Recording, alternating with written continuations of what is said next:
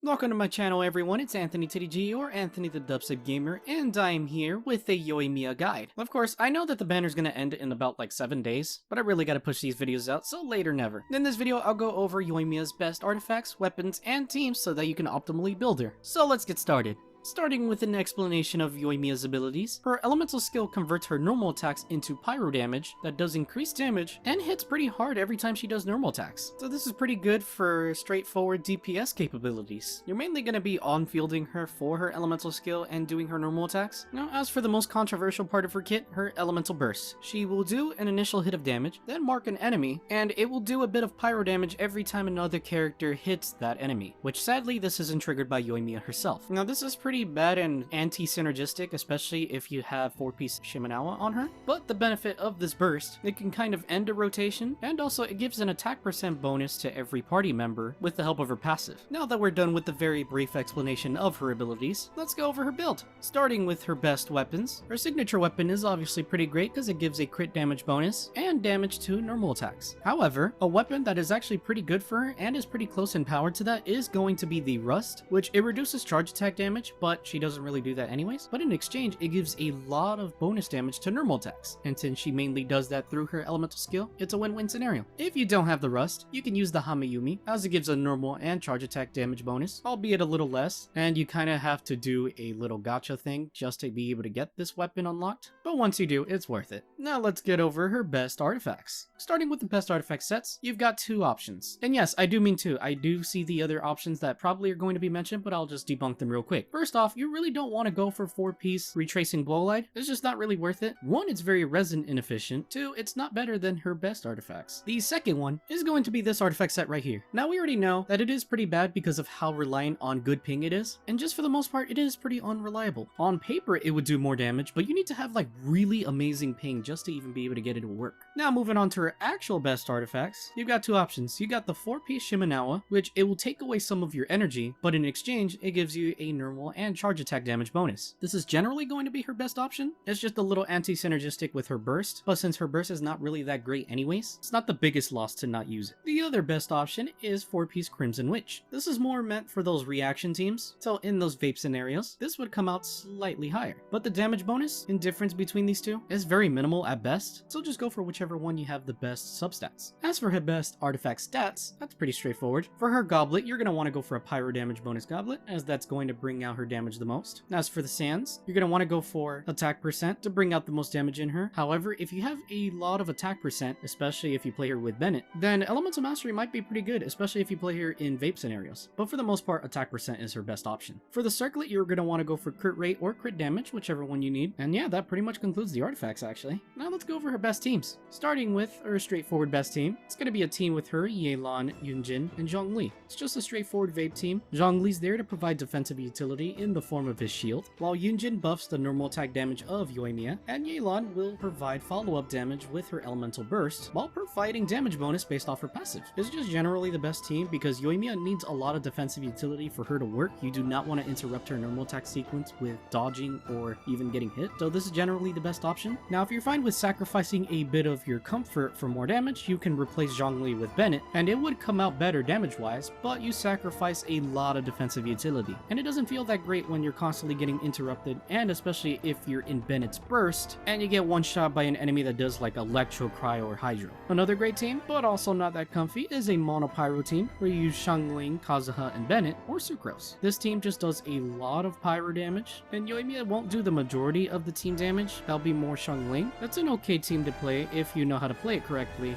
and you're fine with playing around the defensive utility. Another option that we just now have is a Chevros team, where you use her and another Electro or Pyro character to help provide as much overloaded reactions as possible and providing the damage bonus to Pyro. However, Yoimiya just doesn't really synergize with Overload all that much because she's more of a range character, and if you keep pushing enemies away from her range, she's just going to miss a lot of shots, and that's not great. But you could try an Overvape team, which is kind of a workaround to this. So you can use Beto for defensive utility and a bit more AoE coverage, or you can use Fischl for more damage in exchange for the defensive utility. Although I just prefer the Beto version of that Overvape team a lot more. But yeah, that's going to pretty much conclude this guide. If you guys like this video, please leave a like and subscribe, as I very much so appreciate it. And as always, take care, have a great day, and enjoy the showcase.